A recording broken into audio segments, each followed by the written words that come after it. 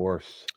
So yeah, like I said, we'll just do a couple of quick minutes in the beginning, kind of just talk about the movies of this year, some of your favorites, Yep. an anticipated one or anticipated two for next year. And then we'll get into Dune and Gladiator. Yep. Sound good? Yep. All right, cool. All right, let's go. All right, what is going on, everybody? Welcome on back to the Cinema Lords podcast. A happy Thanksgiving week to everybody that's out there listening.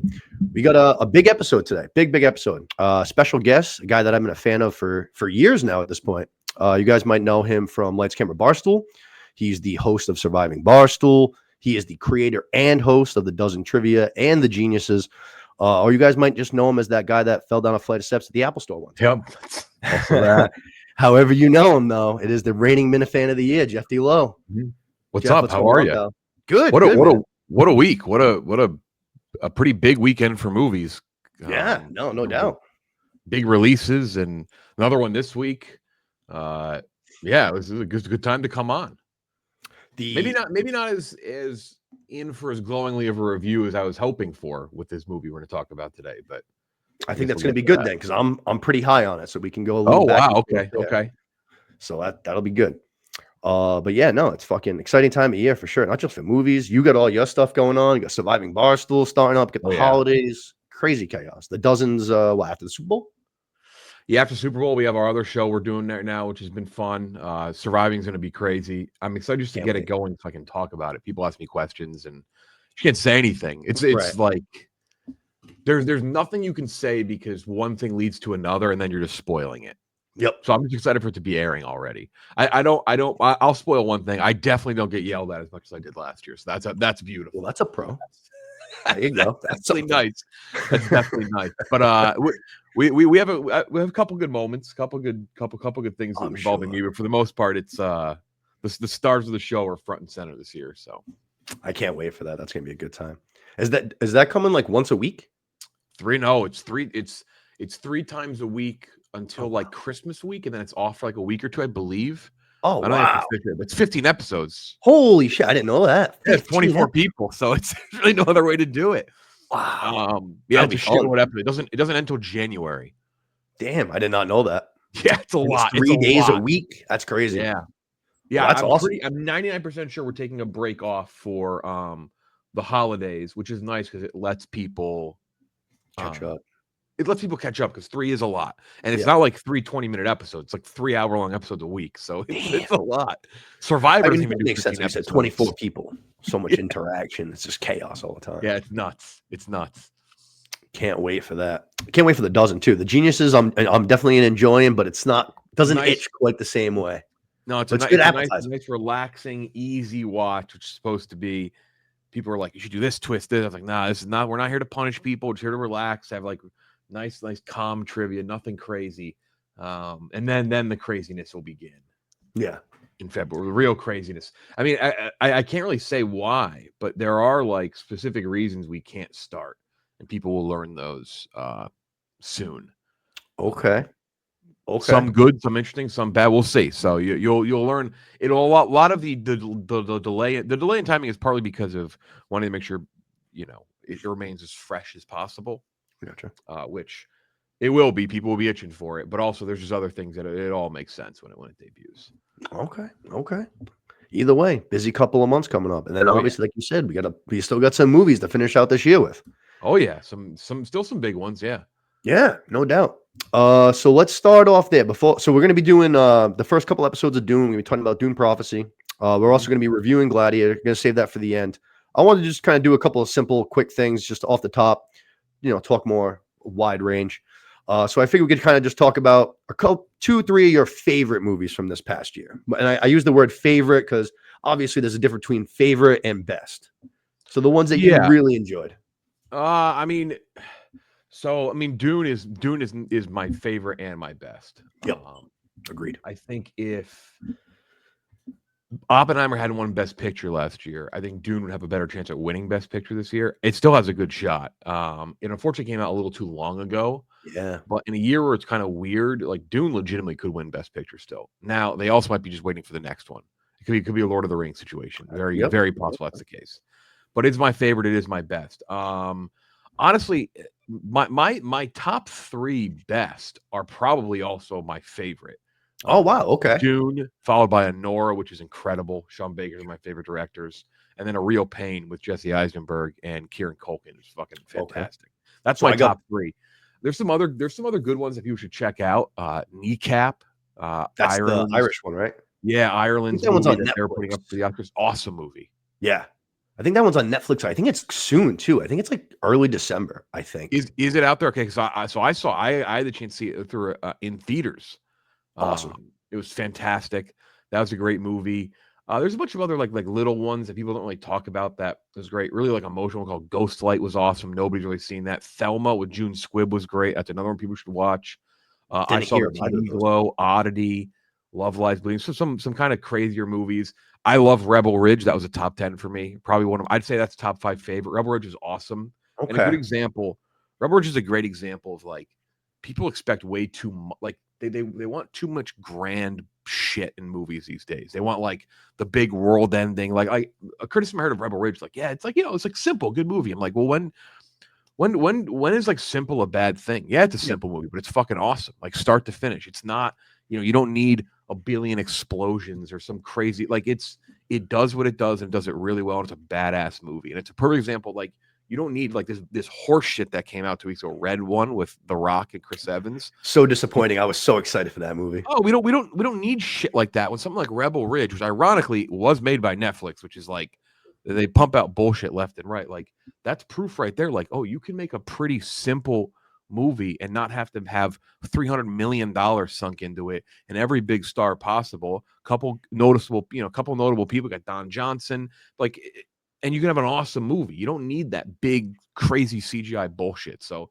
Rebel Ridge, honestly, probably my favorite to talk about this year because it's like that's awesome. Another one's like Strange Darling, that's great as well. So yeah, no, it's been a solid year, movie wise. Pretty solid. So. I think my only, not that I had an issue with Rebel Ridge, but I had heard, I think you were actually one of the people, and I heard a couple of other people say how much they loved it and how great it was. So going into it, obviously your expectations, or my expectations, were super, super high. And I enjoyed the movie. I definitely liked it. I thought it was good. I didn't come away from it like, like mind blown. I was like, holy shit. But I definitely thought it was good. I liked it. And like you said, the simplicity of it was good. I thought it worked well. It's like, it's one of those things. It just reminded me of that's a movie they just don't make anymore because they can't, because you can't make them like so many old movies with like, the Paul Newmans of the world. Like I thought about Paul Newman would have been had a role in that movie, back in the day. Yeah. Like that's what movies were. Like not everything has to be, I love Dune. Don't get me wrong. I love it. Not everything has to be Dune Part 2. Not everything has to be this big, wider, not everything can be Furiosa. It's like you can have a simple movie. It can still be great. That was a good example of that. I didn't much love Furiosa now that you mentioned that one. That one was one I was a little disappointed by. I like Furiosa. I mean, to the expectation level of the last one, it's pretty impossible. Yeah. I mean, Mad Max Fury Road is a perfect movie. It's one of 60 movies that I've given 100 out of 100 to.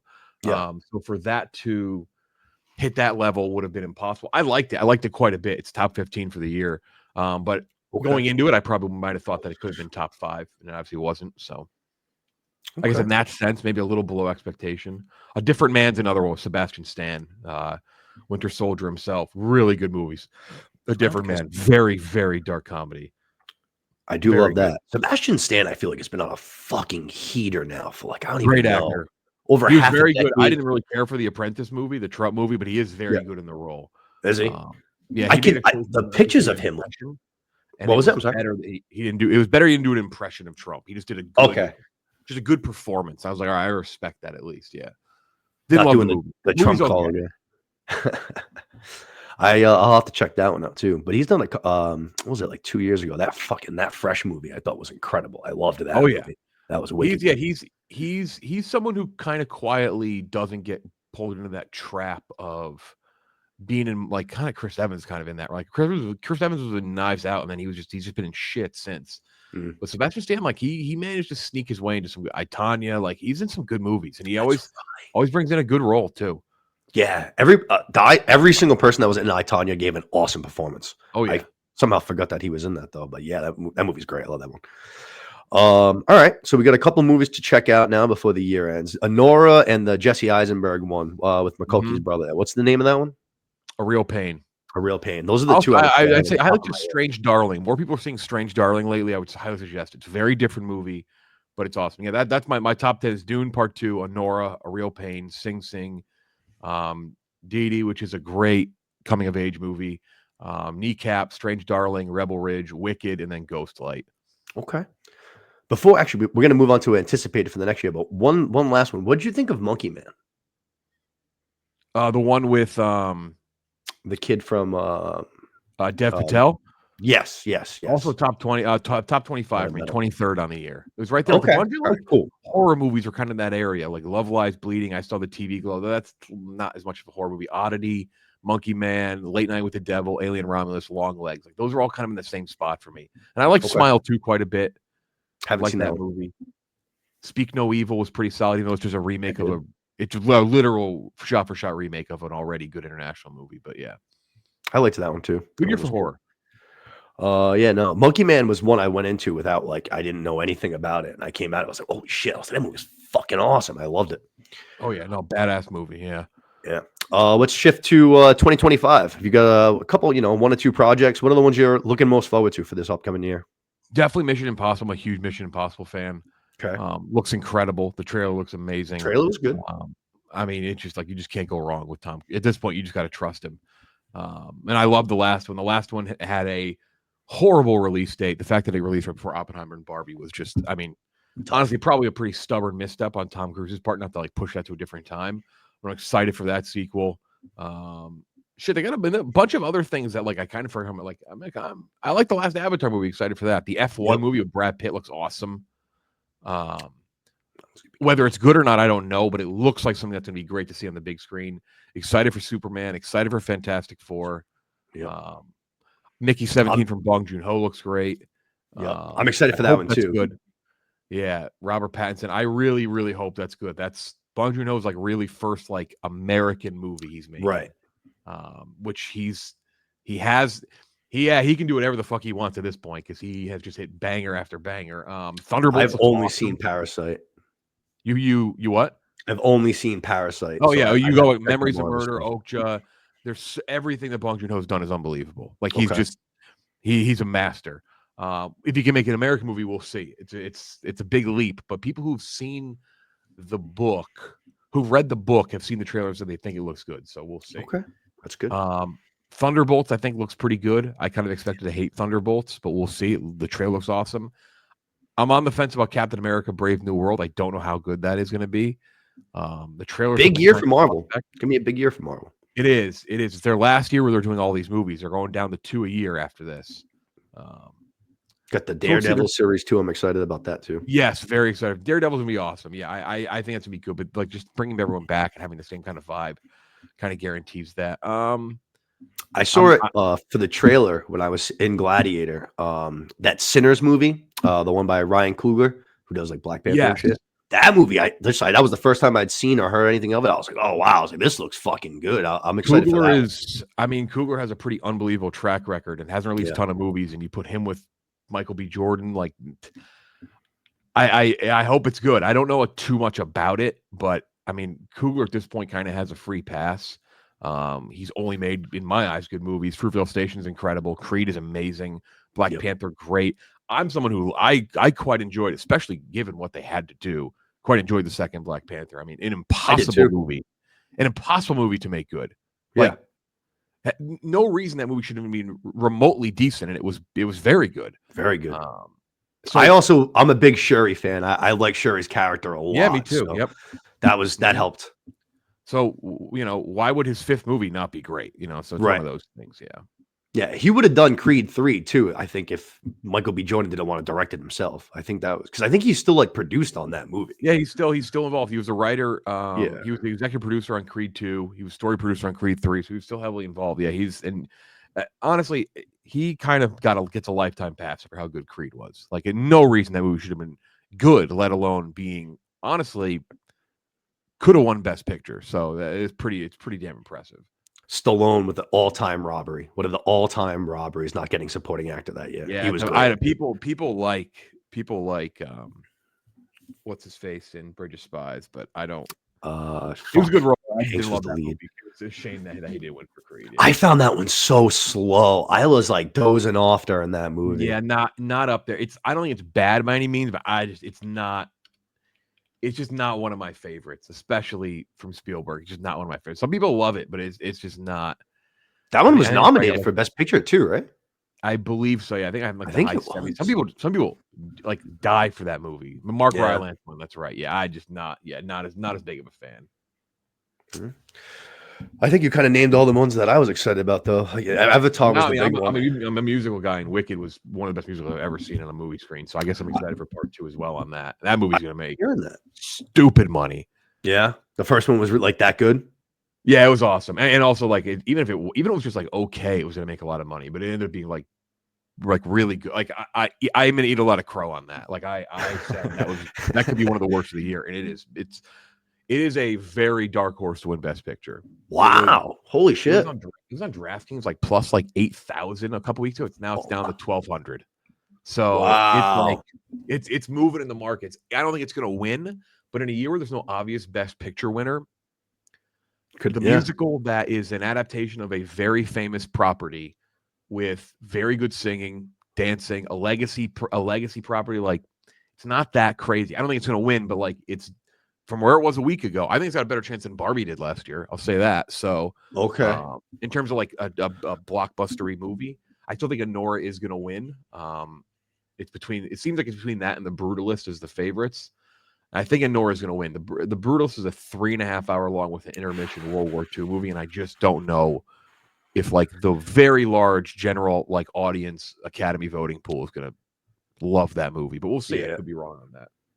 Even Wicked's like almost 3 hours, right? Wicked's long. Wicked's 2 hours 40 minutes. You don't really feel it. That's good. Things to it. Musicals are tough. If you hate musicals, you're just not going to love it. Like I love a musical. It's then I think you will like it. I'll tell you what, I was very wrong in that movie. When that first trailer came out, I was like, this thing is going to stink. And boy, I was very wrong. Very wrong. I feel like that first trailer, like they definitely like, cleaned up some of the picture. Cause I feel like that one just like, even look like the preview, it just almost looked like glitchy. Like it didn't look clean. It didn't look like it was finished. Wonky. Wonky's a good one. How are they going to work? It's great. I was like, wow. I was pretty shocked. I was pretty surprised by it. All right. I don't know big year. Moana is going to be the big winner, I think, this year, movie wise, in terms of box office. I think Moana is about to make an assload of money at the end of the week. That's like a week, right? Stupid money. That's this week, right? That's Friday. Yeah. Mm-hmm. Thanksgiving Day. Yeah. Okay. Which, weirdly enough, even though now I spend all of my time with a little toddler, I have yet to see Moana, so that's at the top of my list. Yeah, I've heard good things. It's got to be Inside Out 2, which is at 1.6 billion, which is crazy. I mean, 1.6 that was billion. Good. It's going to pass Deadpool. My guess is the first Moana made Kirk's better at the box office predictions than me, but the first Moana only made $643 million at the box office, but it was a new property. I mean, since then, Moana is obviously a massive deal. And it apparently did just ridiculous numbers in pre-sale. So I think it's going to end up being the highest grossing movie of the year. Wow. Oh, shit. Okay. What's number one right now is Deadpool Wolverine, right? Inside Out 1.2. Oh, 1.6. Okay. Well, Deadpool Wolverine 1.3. Despicable Me 4 is 968 million. Dune Part 2 then drops off heavily. It's at 714. And then Godzilla vs. Kong 2 is 570 million. Yeah. That was tough. All right, yeah. So lots coming down the pipeline for 25, and still a little bit to come in 24 too. Yeah, no, there's still some good movies to come out. That I'm looking forward to. The big dark horse Best Picture nominee, not going to win because horror's just not going to win.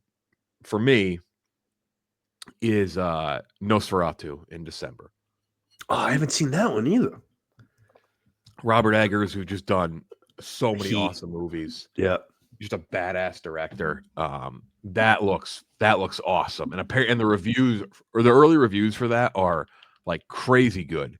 I don't think it's going to win, but a horror movie like that getting a nomination is like that's enough in itself. I've liked all the movies. Northman was incredible, a fucked movie. I love The Lighthouse. The Witch was great, even though some people don't love The Witch because the way the trailer was, but I think Nosferatu is going to be incredible. Oh shit! All right. Big year. I'm very excited. We got a bunch of big properties coming this year. So many big properties. Not excited for the Minecraft movie. Me either. No. Nope. My nephews are. I can tell you that. That's for sure. They're hyped. I'm not a Jack Black guy. Oh, I'm not either. It's funny you say that. Aside from like Tropic Thunder and School of Rock, great actually, School of Rock's incredible, but yeah, that's great in those. basically Yeah, great in those. But no, I'm not. Yeah, I don't line up for Jack Black movies. No. Like I remember like when I was like in say like middle school, high school, the fucking Tenacious D movie, people were quoting it and singing it, and I was like, this movie is awful. I was like, I just don't get it. I wish I did. I wish I could partake in the fun, but Kirk and I talk about Tenacious D every now and then. We joke like it's just not something that I get. It's just like I get it, but just not like I don't have interest in it. Nope, that one and the other one was Napoleon Dynamite was the other one when I was in school. That just went. I was like, I don't get it. I like Napoleon, but you're right. People were obsessed with it. People were obsessed with Napoleon, and I wouldn't go that far with me. I liked it. It was funny, but I wasn't wearing like a vote for Pedro shirt or anything like before. Yeah, people were quoting that shit. They were like big time or whatever. Yeah, big time. Yeah, especially you're a couple years older than me, right? I'm 31. How old are you? 32, 33, excuse me. Oh, okay. So almost the same. All right, yeah. So the Napoleon was the same thing. We were like, I think I was like a freshman, so you were probably in high school too. But like you said, people are quoting that shit like crazy. Oh, all the time. People always quoting that. And actually, I didn't see it for like a few weeks. I was like, what the fuck are they talking about? That was like me with Borat. I didn't see that one for a couple months, and everyone was just constantly quoting it. I was like, what's going on? That's a big one from that time frame. It's like middle school. If you were middle school, high school, everyone saw Borat. Everyone doing all like the Borat jokes. Yeah. All right. So you want to get into Dune? Yeah. All right. Cool. So obviously, like we said, Dune 2, our favorite and best movie of the year. Obviously, we both love Dune 1 too, I would imagine. So pretty excited for the show, especially when you see it's coming from HBO. And I'm also very like interested in the Bezadetta. It's like that's a part of the Dune series that I'm like very intrigued by. So for this whole thing to be based around that, right away piqued my interest. I was kind of everything excited. That George Lucas ripped off the Jedi from come from that. This show definitely, I feel like actually had a little bit more like Star Wars vibes than the movie. Like, there's a lot of ships and space, even if it's just like shots and shit. It does. There was a shot in the second episode last night. I don't know what planet they went on to, but it looked like a Coruscant or like something like Mandalorian, where like a ship landed, and I was like, you didn't really see that in Dune 1 or 2. I thought that looked a little different. It looked a little like different than what we had seen. But yeah, now I was looking forward to this as well. It's interesting, that's for sure. It's very different than the movies. It is. Very different. I'm not even sure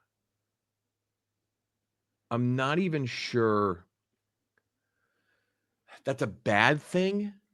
Okay. Well, okay. So I would say the drop off from the movies to this is a bad thing. Like, there's really no way to deny that. But that's also like kind of unfair. Right. That's what I was gonna say. It's almost an impossible feat to do. It's just not. You can't like. Look, would I like to be as good as the movies? Obviously, but like you're also kidding yourself a little bit if you go into this and you're like, well, it's fucking the movies are so much better. It's like, well, yeah. The movies have Denis Villeneuve directing them. Like they have, Hans Zimmer's doing the score. It's like what do you like? What exactly do you expect from? I don't know. Like what do you expect from this show if you're going to take out amazing director? You're going to take out all the actors who are fantastic. And the actors in the show are solid, but you're taking like some incredible actors in the movie. Cinematographer Greg Fraser's not involved in this, I don't believe. Hans Zimmer's not involved in this. Like, yeah, there's going to be a drop off. Also, it's based on like books that people don't particularly care for. Yeah, outside of like the actual trilogy, because like his sons wrote like fucking 17 books or something like that. Yeah, and they say like the fail sons, they don't like the books as much. That's what people say. They're not good. I've read Dune. I've not read Prophecy. I've not read the other books, but I know the lore well. Like I look up the lore, like I watch videos on it, like I read online. So I know enough about it where people don't love this. Not everyone loves like this side of things and like what they're adapting. So yeah, again, like the drop off, I'm not too shocked. Messiah, I watched Messiah by the Prophecy's a show. So yeah, I'm not like too shocked, but I've enjoyed it so far. I have too. I would say that it definitely has felt a little bit slow It overall, is. but they've done some things that I've really enjoyed and are very different from Dune, kind of what you said. There's definitely some almost like Game of Thronesy elements in the fact that Yep. we murdered a 9-year-old in the first episode of the show. That was Yeah. I was a little slow on that first episode, and then when that happened, I was like, "Oh, we're murdering 9-year-olds. I'm in." there's some crazy shit. The ending of the first episode is fantastic. You're like, what the fuck? I love that Travis Fimmel character. Yeah. What's his name? Desmond. Yeah. John was just talking to me about that actor before because I haven't seen Vikings, and he was saying he's incredible in Vikings. So I might have to check that out. I think Emily Watson is good in the lead role. Valia Harkonnen. I think she's solid. I think that moment where the younger version of herself too. I love the young version of herself. That's Jessica Barden, which I know you're not super big on like TV shows, I don't think, but The End of the Fucking World on Netflix, she's the lead in that, and I love that series. That's basically just 2 movies. It's like there's 2 seasons. They're both like 8 episodes long, but a lot of the episodes are like 25 minutes. So they basically looks like you get a lot of her in the next episode too. It looks like it's a big flashback episode. She's great in the first episode. That whole when she's using the voice and everything, that's great. You're right though. I think the episodes are just a hair long. I think they need to be a little shorter and tighter. I think like 40 minutes would be a sweet spot because again, the second episode, there's some decent stuff in the in the middle, but then the end was great again. Like the end is like, oh shit, that's fucking awesome. There's 2 great scenes at the end of the second episode.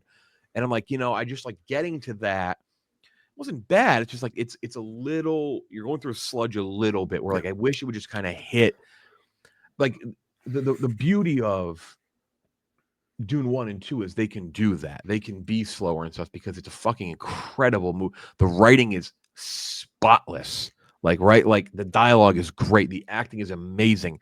The scenery is unreal. Like you can kind of trudge a little slower with the movies where this like you with like a couple elements a little lower, like I think you gotta hit things quicker. And I don't think you do that. That's the one issue I have with like they don't get into things quick enough.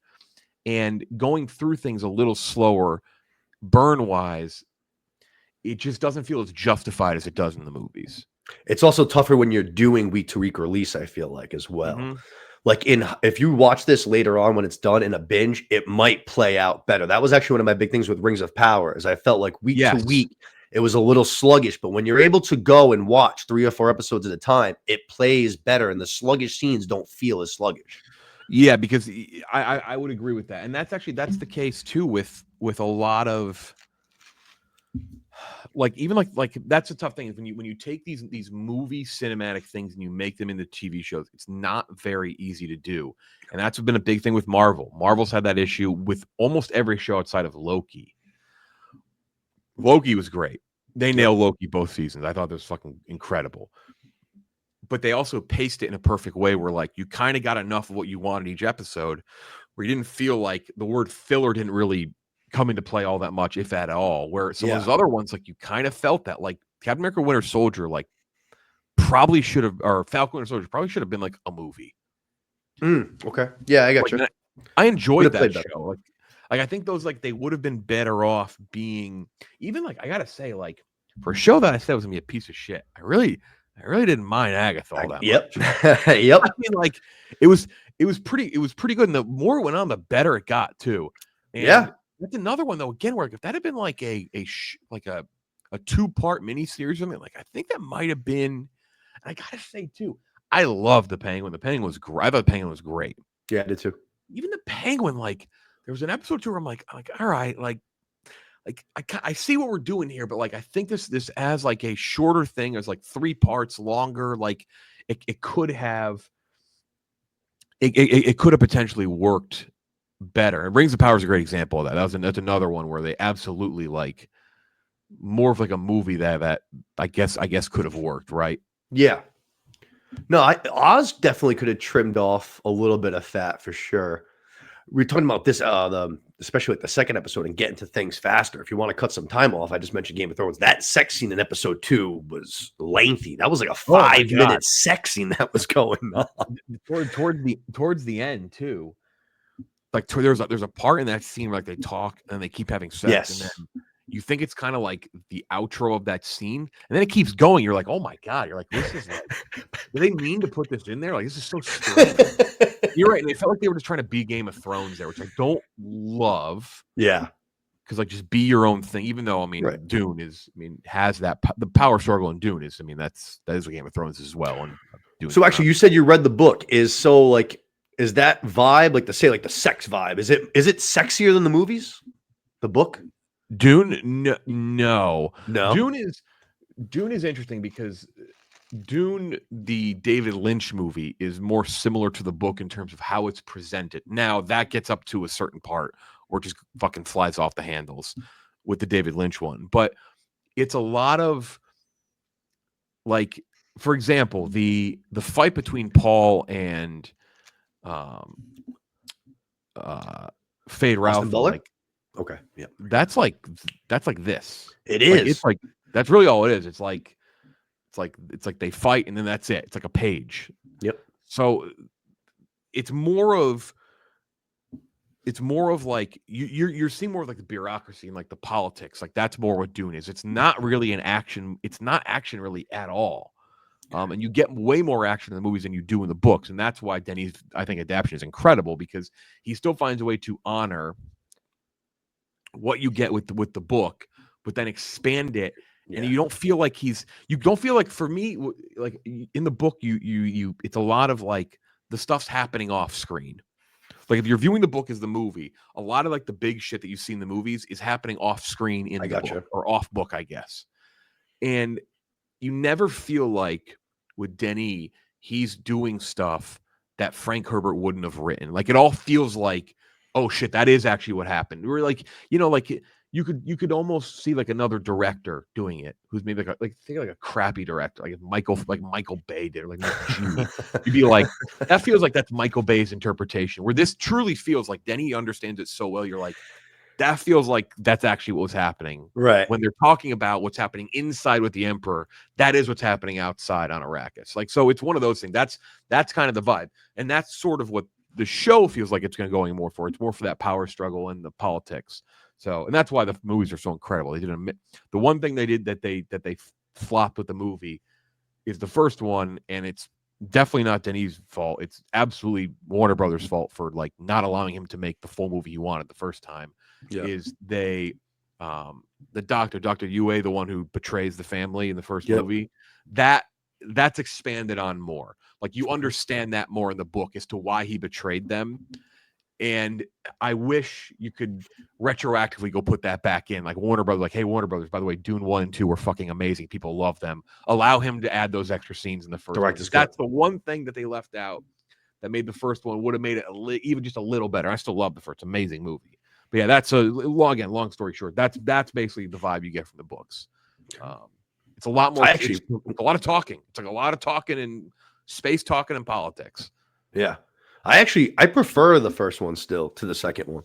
You do? See, that's a lot of people do. I like the first one. Like, first one's at a 96. The second one's at a 98. I just think what he achieved in the second one's, there's just moments in the second one that I just think are, I mean, the tribunal speech from Paul is unreal. Great. The final scene, the fight scene with Fade Roth is probably my favorite scene in a movie all year. That shot with them with their swords up with the sunset. I mean, that's unbelievable. Got the shirt on today. I mean, just amazing. It's right. It's like, it's just, but I don't care if like you like the first, like, I'm like, yep, that's fair. Like I would not debate anyone on that. Like they're both incredible. And to me, I know it's unfair. You probably can't do this. It's the same thing I view with Kill Bill 1 and 2. It's basically, it's one movie. It's right. I got you. And I view I'm always Endgame the same way too. Yeah, I'm always like I always feel like I prefer so Lord of the Rings. I'm a Fellowship of the Ring guy. Like I love the Fellowship. I think it's the most rewatchable one for me. It's the one I enjoy the most. I usually tend to like the Star Wars. I know it's not a popular opinion. A New Hope is my favorite Star Wars. Like I prefer that to an Empire Strike Back. a lot of times that original, like I like the storytelling and that world building dynamic when you're putting things together. I also like the first one, like as great as the second one is. Like Oscar Isaacs is fucking awesome in the first one. I think he's incredible. Like wish he was in it more. I do too. Like, I remember seeing it like very clear. I remember like in the theater, him talking to Paul about wanting to be a pilot. And then that scene where he's flying the plane and like he has that look where it's like, this is what I've been waiting for my entire fucking life. And then just nose dives down. I like sat up in the theater. I was like, oh, let's go, baby. Yeah, it's unbelievable. He's another one where I wish if they would expand the movie a little more and allowed him to do a little more of what he wanted, you would have gotten more Oscar Isaac. Yeah. You know, like, so I wouldn't even say I'm the opposite of you. I guess I am, but because I still love those first movies. But yeah, I tend to lean Return of the King. I tend to lean Empire Strikes Back. You know, Dune Part 2. That's kind of where Endgame for me. But again, like, oh really? I think Infinity War is great. It's a lot of fun, but Endgame for me is like that's like some real like movie making and like character development, which like you don't get in Marvel. Like they actually took they had the balls to take characters who people they view Tony Stark in one way, they view Captain America in one way, and they made them very different. And that was like the whole point of it was like whatever it takes, they're gonna be different people. And that's what they were. And I was like, oh, that they like actually like made characters like develop and do something in Marvel for once. And I love Marvel, don't get me wrong. I'm drinking out of an Infinity Gauntlet cup right now, but that thing's awesome. I was like, and again, those two movies, they have the same exact score for me rating wise. But if I had to pick one, I would pick Endgame because it's like there's like an emotional weight there. You're like, oh fuck. You're like, these characters actually are like these characters feel real to me. Like they actually are making life-changing decisions for once. You know, they're not just like, I can kind of do this or that. It's all going to work out for me in the end. That's why I prefer it a little bit. But again, they're the same score, so it doesn't. I view them as basically one movie. So the battle scenes is what puts it over for Infinity War for me. That the war on Wakanda is fucking incredible. Yeah, it's great. The fight against Thanos is awesome too. I can't remember what planet that's on, but that scene's awesome with Doctor Strange and Spider-Man. On his home planet, Titan. Yeah. No, Titan. That's thank you. Mm-hmm. Yeah, no, great fight scene. But yeah, like I said, always kind of lean towards the origin. But I thought that if you kind of hit it on a few minutes ago, but as far as taking such a major thing like this, like you said, Denis Villeneuve and just massive blockbusters, if you're going to make a series about it, I think doing it this way where it's 10,000 years before and it's kind of completely separate, like you said, from the characters that we already know. There's some names. You got the Atreides and the Harkonnens, and we're on Arrakis still, but like everything else is completely fresh and completely new. I feel like that's the best way to go about doing a series like this, where maybe you don't have as much comparison directly to the movies because it is like so different and so far off from what the movies are doing. So that I did like that. If they tried to do something closer to like what we're seeing in the movies, that would have been a disaster. Exactly. Yes, that's what. Yes. Yeah, it would have been bad. I totally agree. But I enjoyed these first two episodes. I mean, I did think, like I said, I didn't think they were a little bit slow, but if you liked the Dune movies, I don't see how you don't enjoy these first two episodes of TV. Yeah. Yeah, I think if you don't like Dune, you're gonna hate this shit. I think that's absolutely for sure. yeah, no doubt. I don't think if you didn't like the movies, I can't see how you could watch this and be like, yeah, I'm on board for this. Yeah, but if you like them, like I think in the least you should at least enjoy the lore and like be like, okay, you know, I can get on board with this. Yeah, I would say the biggest thing, as far like you mentioned a bunch, but I think the scale is the biggest thing for me. That's a drop off because the Dune movies look so fucking big, and this one can't quite capture that same size. There's no working director right now, and maybe this is. I mean, whatever. Somebody can throw a counter at me, and I'm just not going to agree. There's no working director better. Maybe they're just below or close as good, better than Denis Villeneuve at scale in sci-fi movies. There's just nobody at all better than it. He's been unbelievable. Like 10 years now? I feel like Prisoners, Sicario. Which one was first? Prisoners, right? I think Prisoners, Sicario, Arrival. Arrival's awesome. Yep. Blade Runner 2049 is one of the biggest feeling movies. That's another 100 out of 100 for me. One of the biggest feeling movies I've ever seen. And that's the movie that really makes you know, like, okay, he's going to be like he's gonna get Dune. Nobody gets scope and scale like him in sci-fi. It's insane. It really is. So Blade Runner, I think, is one of the most beautiful movies literally ever made. And I still, like, from a story standpoint, I don't like love the movie. Like, to me, I think like I'd like B, I'd probably go around like the B range. Like I said, I think it's one of the most beautiful movies ever. I just think it's a long movie. I feel like you could definitely trim it up a super bit. burn. Yeah, I do think if you trimmed it up a little bit, I would definitely like it. I think a little bit more. I think that would help. I did feel a little sluggish a few times during that one, but I know people fucking love it. Oh yeah, I know. It's for me perfect. Yeah. Yeah. Let's see. I think that's pretty much all I had on Dune. Oh, the only other thing is we talked about a whole lot of sex. We got a whole lot of drugs too. We're sniffing things. Yeah, We're smoking things. They're We need some rock and roll. Spice, right? Yeah, I think so. It looks cool too. It's like blue and crystally and shit.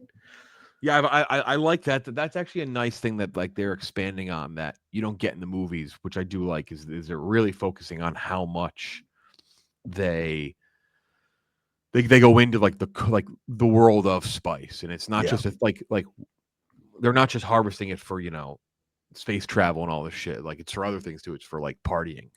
Yeah, it's like it's a recreational activity. Yeah. No, that's actually was kind of like another thing I did like about it is that even though it is 10,000 years before and they are different characters and stuff, we're still dealing with a lot of the same problems as far as collecting spice, distributing amongst the families, the firman and stuff. So it's a lot of, even though it's 10,000 years earlier, it's still a lot of the same problems and shit. So, yep, exactly. That was good. Do you have anything else to do? No, I just think it's worth a try if you like Dune. It's not gonna be as good, and you should definitely set your expectations properly. But I enjoy it. If you like Dune, I think it's an easy thing to at least enjoy. Is it groundbreaking? You're gonna talk to everyone you know about it. Probably not, but I still quite enjoy it. Yeah, it definitely feels better than some of the Star Wars projects. That's for sure. When you look at like the Obi-Wans and the Boba Fett series and whatever else may have you, this definitely feels like a step up from that stuff still. So that's good. Actually, even like Mandalorian, even though like this is slower, Mandalorian's super fun. As far as just like a quality, this might be a little bit higher for me as far as like actual quality of a show than Mando is. I could get on board with that. I love, yeah, I could see that. Mandalorian is the absolute perfect way to do a show like these. It's not overly long. It's kind of more like a serial week-to-week thing. I liked it more when it was more that week-to-week thing and not as much when it like became the week, like a season-long arc, which I guess the first one was. But I agree. I like the season-long arc is fine, but I like when it's the week-to-week like adventure feeling thing. I love all 3 seasons, but yeah. Yeah, no, I agree. I liked the last 2 episodes of Boba Fett though, where there was basically Mando 2.5 season. I liked those 2 episodes. Yeah. All right, yeah. So Dune, is that going to be 8 episodes? It is, right? I think. Is it 8 episodes? I actually don't know. I actually do not know the episode length.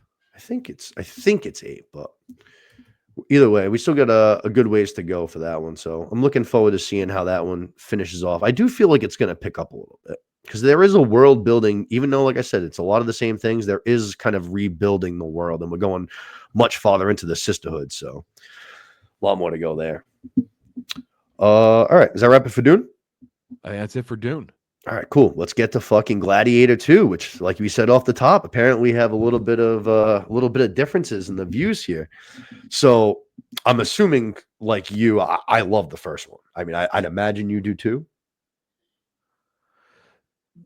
Yes, yes, I like it. I like it a fair amount. I think it's like 91, 92. I don't like it as much as other people like it. I'm not like a one of the best movies ever kind of guy. The good Best Picture winner. I like it. I like it. Anything in the 90s, I like a lot. It's a great movie. But I'm not like a super fan who would put this, the poster on my wall or say, this is like a top 5 thing for me. So that is worth noting. But I do like it a lot. And I will say this one made me appreciate the first one a hell of a lot more. Okay. I didn't hate this movie by any means. I didn't love it at all, though. I gave it a 79. I was quite disappointed with it. I thought Paul Mescal, who's a great actor, amazing in the movie called After Sun, amazing movie. that's more of his type of role, I think. He's a good actor. This just did not, the Paul Mescal of it all did not work for me. And the drop off from Russell Crowe to him, I think, was just monstrous. So you're not the first person I've seen say that or heard say that. I loved Paul Mescal in this. Really? I The thought he lighter like moments he's good though, but man, when he had to get up there and make a speech, I was like, oof. different. Yep.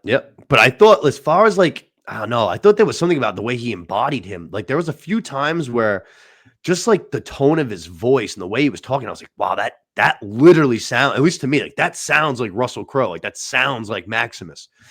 And I liked that he wasn't, super cocky or anything like that, even though he was clearly like the leader of armies we saw in the that first scene there. Mm-hmm. He was kind of one of the boys, which again was like very like Maximus, but he was able to kind of like he was very like almost like friendly, like and sociable. Like any Lowe guy that he ever met, he was like talking him up right away. So like as far as that stuff goes, that reminded me of Russell Crowe's character big time. And obviously, I thought he was fucking. He looked. He looks the part. He looks the part. Thick. Yeah, he does look like he absolutely looks the part. And he wasn't. So I thought Denzel's best part of the movie. It's not even close. It was cool to see Denzel doing something different. I don't think he should win Best Supporting Actor. It sounds like he might. It's be between him and Kieran Culkin in the Real Pain. Okay. Guy Pearce apparently in Brutalist is pretty good as well. I thought Denzel was great. I've never seen Denzel just be like just like out there, like kind of like people are like, is this character gay? Maybe he is. I don't know. Like he's just out there. He's just all over. Like I've never seen Denzel play a character like that. Yeah. And he's playing I guess like a sillier, like fun character, which I think is kind of what Ridley Scott wanted with his movie. Ridley Scott's movies recently have been kind of silly. Like they've been kind of goofy and like a little weird. Which is not a bad thing. Like you can connect with some of them, but like, the House of Gucci's of it all, a little different. And I think Denzel fit the movie just better than a lot of other people around him. Something about it, the story was just flimsy to me. I just didn't care. Okay. I just didn't care about the revenge aspect. It was pretty surface level as far as just kind of like, hey, we're going to take the kid from Gladiator and now it'll be his vengeance story. But I get what you're saying. It is kind of simple. He hates but Pedro Pascal was so Pedro Pascal is great in the opening part of this movie. Yep. And then I'm like, fuck yeah. And then he's just kind of like thrown aside the rest of the way. Yeah. He's like a guy. He's like a husband. That's definitely one of my problems. Yeah. And like, I don't know. My big thing is like he hates Pedro Pascal's character that much. Like I get it, I guess. He didn't kill his wife. Like he told somebody to kill his wife. Like, okay, like I guess. Like I don't know.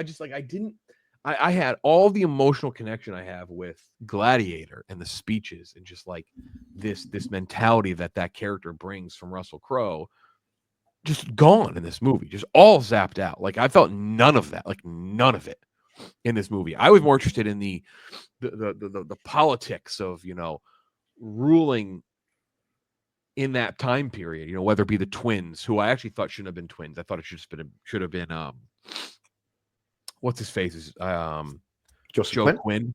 Mm-hmm. I actually would have liked it was just him. I preferred that twin out of the two. So that was like another dynamic that I actually really did enjoy because they were, even though they were both obviously like unhinged individuals, they were different versions. Like Joseph Quinn was obviously able to be a little bit more of the big thinker, but obviously he was still obsessed with so he's very determined on killing Lucilla. Like there's no question in his mind, like it has to be done. So he's still a little bit unhinged, but he's able to like take a step back. He's able to stop his brother from killing is it Pedro Pascal? Yeah, I think he tries to go at Pedro Pascal with the sword. Yeah, he's able to like stop him from doing that. So there is still like a calmer level of thinking. Whereas, what's his name there? Fred, is it Hedginger? Who's the other twin? The other who plays him? Yeah, I forget that actor's name. I think it's something like that. He's only been in a couple of things. I think of like White Lotus right away, which is he's got like no role in that. But I almost feel bad for him just because he's bullied by Sydney Sweeney the whole show. But I thought their dynamic was great. Like they're just like the fact that they were, like I said, both crazy, but different kinds of crazy. Fred Heckinger. Okay. All right, there you go. I was close. He's in something recently that I watched that I was like, fuck, what did I just watch him in? He's in the Fear Street movie too, which was like a Yeah, he's in couple years those, ago. which I do like those movies. He's in Thelma. He's in the movie I talked about earlier with June the Squibb. He's one of the main Okay. characters. Very, Okay. very good movie. Yeah, I don't know. I just didn't. He's like, and that thing, like that brother has one of the goofiest parts of the movie with the monkey. When he named, I was cracking up, Which is Jeff. I was fine cracking with up. me. I'm okay with that. Dantes. With Denzel's character, because Denzel's playing a pretty like goofy role, like he's pretty out there, but everything else was like a little too straight for me. Like it was played too straight and narrow. Or like I just felt like some people were in different movies than others. Okay. I get what you're saying. Like, Yeah, I get what you're I saying. felt like Denzel was in a different movie than Paul Mescal was in, and it just didn't work for me. I gotcha. Also, the CGI monkeys were fucking horrible. That was atrocious. So they definitely did play a little bit more into like the mythical, magical kind of thing than they did in the original. Because those monkeys are all souped up. We bring the sharks. I don't know how the fuck they That was my managed to favorite get scene. sharks. Oh, it was great. I just have that's one of those things where you just gotta like kind of turn your brain off from the actual logistics of it, and you're just like, okay, this is cool. We're flooding the Coliseum with sharks. He was. I think that's what he was. Where Ridley Scott was going for. He was going for this like goofier, like kind of wacky, like crazy, bright and colorful. And that was like the only really colorful scene. Like that had pop to it. And that's like, again, that's kind of where it just like some of it worked and then some of it didn't. As far as coloring goes, that was my biggest problem with House of Gucci. That fucking movie just was so flat and didn't pop. It was drab at all, it was man. Very drab. There was like just weird because it shouldn't be. Right. Like I think what the fuck? I remember like comparing it at the time to like Wolf of Wall Street and how like Wall Street like pops like the whole movie. That's what that movie needed more of, and it just didn't have like any of it. Wasn't a fan of that one. Yeah, I don't know. I was bummed. I looked for many reasons to excuse the things I didn't like. I like Ridley Scott. Yeah, and awesome. I wanted to like this movie, but man, the more I went through it, I'm like, I don't know. Like I just can't excuse. There's some things I just could not excuse. It just simply did not work for me. No. And it's not bad. It's not bad by any stretch of the imagination. There's an average movie. That's what I would classify it as. It's perfectly like just in the average zone. Again, it's 79. I was bummed though. I really thought we were going to have something that was just incredible, and I do not think that happened. Yeah, no, fell flat. As far as the Denzel character, so I agree with basically everything you said. It's nice to see Denzel do a different character, and he really seemed like he bought into it and stuff. My problem was about halfway through the movie, I felt like that got eliminated, and he kind of became like Denzel for like the second half of the movie. Like basically after when he kind of like sets up the killing of Joseph Quinn, I feel like from that point on, he kind of goes back more into like the Denzel, like I'm a badass kind of a role, and that like flamboyant. He's talking with his hands a lot. He's constantly like doing his ring little tricks and playing with his fingers in the beginning. That all kind of got thrown to the side in the second half, which was one thing I that bothered me.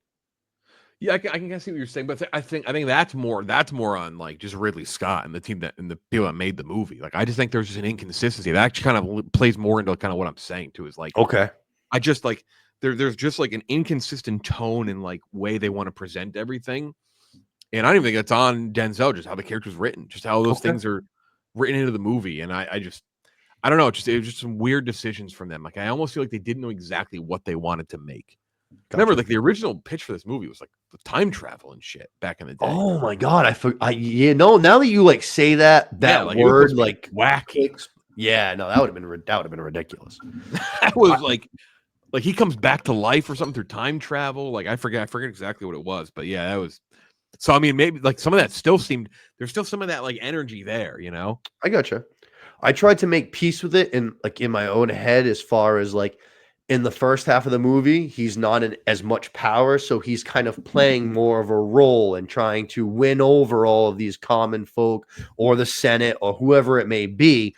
And then the second half, he's kind of already established some of that power, so maybe he's able to kind of turn off a little bit of that, like trying to win people over and gonna go more towards the controlling people side.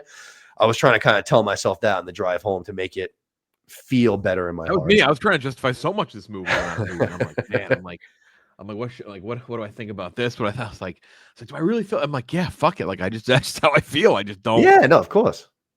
I think for me, this to me is like either a B to a B plus for me. I had a lot of fun with it. I thought the action sequences were phenomenal. I liked all of the castings pretty much. I know you didn't, but I thought Mescal was good. I thought Quinn was good.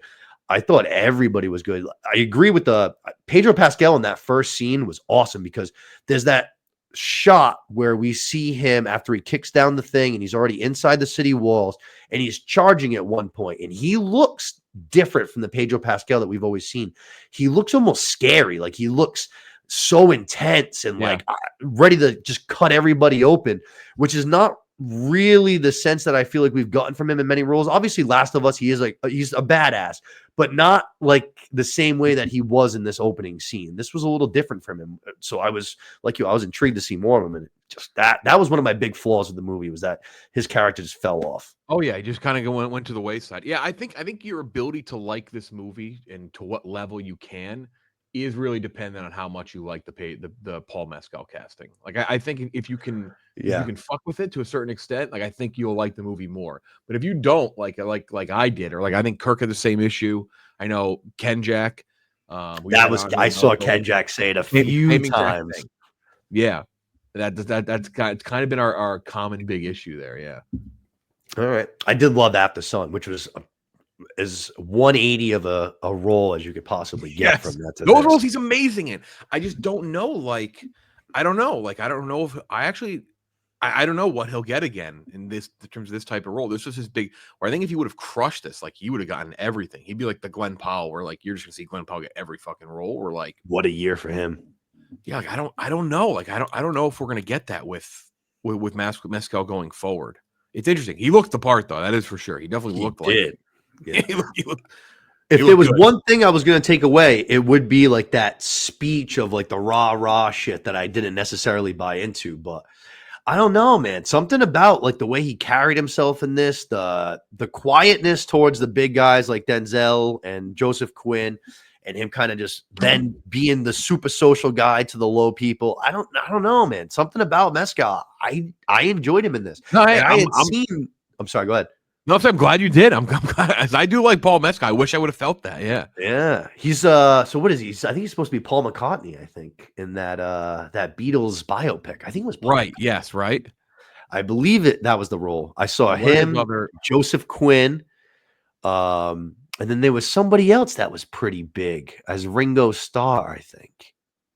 Fuck, I can't remember who it was, but I remember it being somebody else. The only one I didn't recognize was who they wanted for John Lennon. It was at least for me, some no name, but he's in a Richard Linklater movie, which should be good. It's Richard Linklater. He's in he plays William Shakespeare in a movie from Chloe Zhao. I only saw his headshot. I can actually see him as William Shakespeare. Now that you say that fits perfectly. Yeah, so who else is in that? I don't even know. Yeah, I mean, again, I like him in a lot. Like he was in Good All the Strangers. Like he's a good actor. It was interesting. It was not what I expect. I thought he was going to bring the juice, and I just didn't get it. So I think what you just said was head on. Then, as far as your opinion on this movie will differ with how you were able to take him in. So I think you're pretty spot on there. Because if you did like him, you said 7.9. You saw 79, right? Yep. So yeah, if you like him, then you're probably sitting right around where I am, like, B+ range or whatever. Exactly. Yep. Because so much, at least for me, like so much of this other movie hit. The only other thing that I would say is a flaw to this movie that I didn't like was that very, very final sequence. I did find it very underwhelming. I also thought, I thought Russell Crowe was going to show us like a ghost at the end. like Anakin Skywalker, just fucking Force ghost. I mean, it feels like the movie is constructed like people took this as a negative. I said it's like I call it Gladiator 2: The Force Awakens.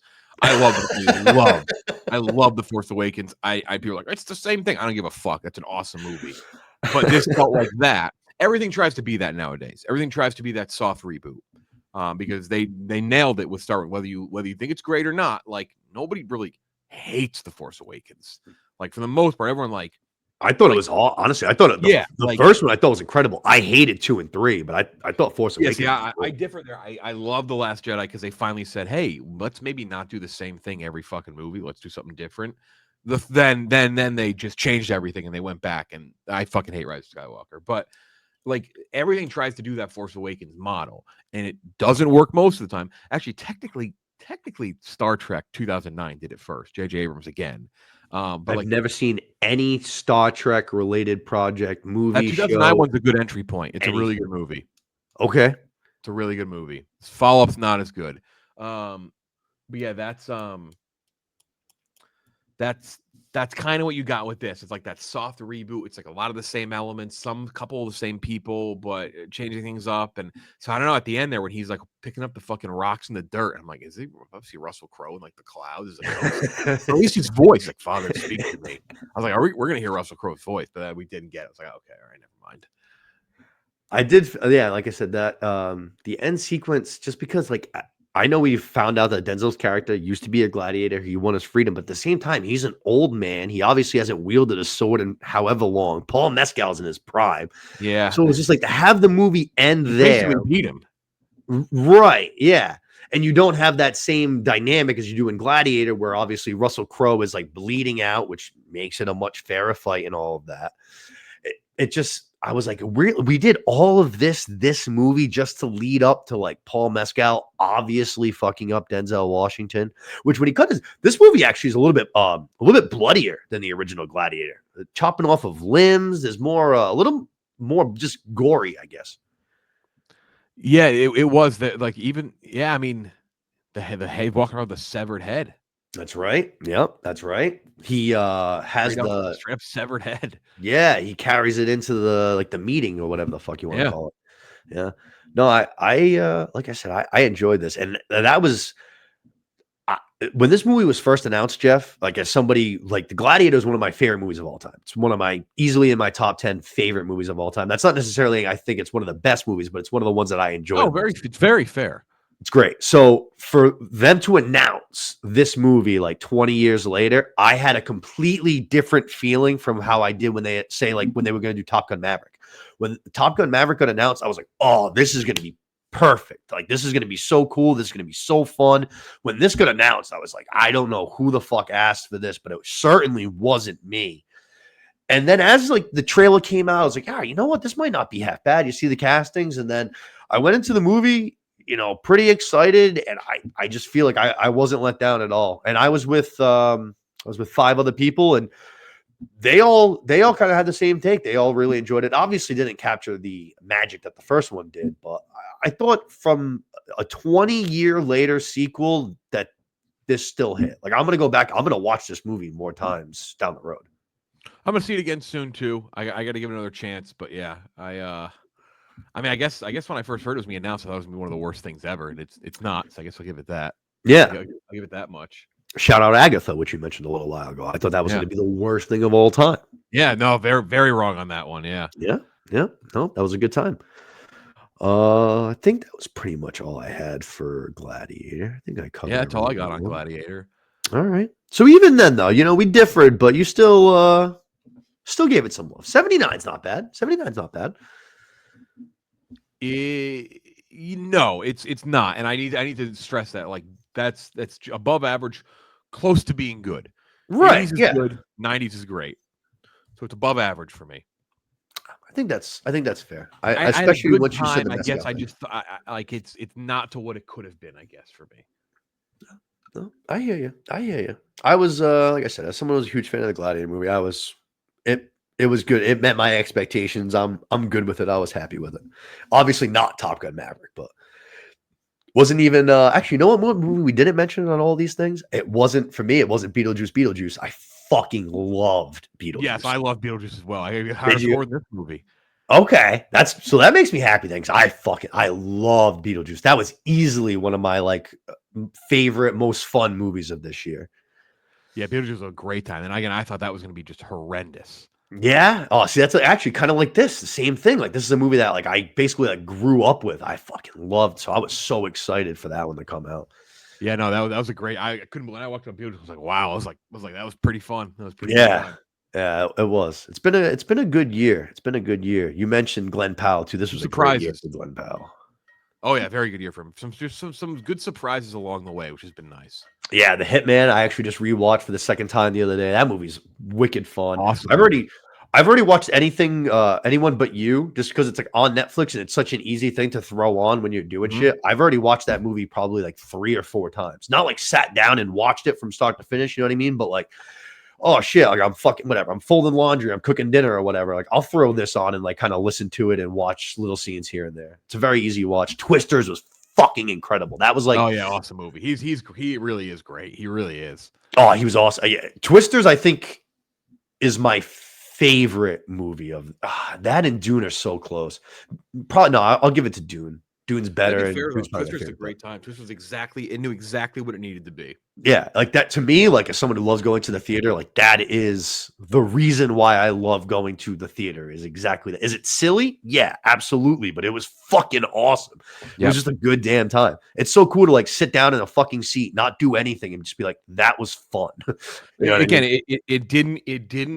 it had a couple things where maybe it was like, all right, maybe it tried to take itself a little more seriously than it should, but never in a way that was like bad. Like it knew what it needed to be. It knew it needed to be like an 80s out of 100. Don't try to be an Oscar. Don't try to be Top Gun Maverick and try to get a Best Picture nomination. Like just be a good ass time, and that's what it was. Yeah. Yep. All right. Is that all we got off of Gladiator? Yeah, I think so. All right. Cool. I think that's all we got then, unless you have anything else. No, I think that's it. That's awesome. It was good time coming on. Enjoyed it. Definitely have me on again. We'll do something fun maybe in the maybe one of the Marvel movies in the new year. Okay. Yeah, no, dude, I really appreciate you coming on. That was awesome. It was a good chat. It was good to finally talk to you. But yeah, no, we'll definitely do something too. I would like to do something as far as like Oscars, like before Oscar season, as far as like, like the bets and the lines and kind of shit like that. I'll be checking out a lot of those movies that you mentioned because they'll be coming to streaming soon. Like Nora will be coming to streaming soon. We already mentioned the Irish one. Kneecaps is coming. I think it's like the first week of December. That one's coming. I didn't even know that. Yeah, that's that. I hope that pops on streaming because it deserves it. Yeah. That one's like an actual like hip hop band, right? Oh yeah, that's a real. It's based. It's them too. Right. That's what I meant. I'm sorry. Yeah. But yeah, that's actually that's pretty cool. So that'll be fun. But that's gonna wrap it up for us here today. Happy Thanksgiving again. Thank you to Jeff very much for coming on. Thanks to John Scranton for getting us set up. Thanks to Kirk Minahan for putting the show on the network. And we hope everybody has a happy Thanksgiving. Jeff, you have a happy Thanksgiving. And happy watching, everybody. We'll talk to you guys again soon. Cool. Jeff, thanks a lot, bud. Really appreciate it. That was awesome. Yeah. Anytime. Yeah, awesome. We'll come on for the Oscars thing. That'd be great. Okay. Yeah, that'd be cool. I know when I talked to Ken Jack too, he said he was open to coming back on too. So yeah, I know we should all get together and do that. That'd be good.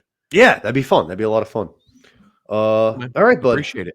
Yeah, no, appreciate you. Good luck with everything. Have a good holiday and all that shit. Yeah, same to you. Yeah, happy Thanksgiving. Right.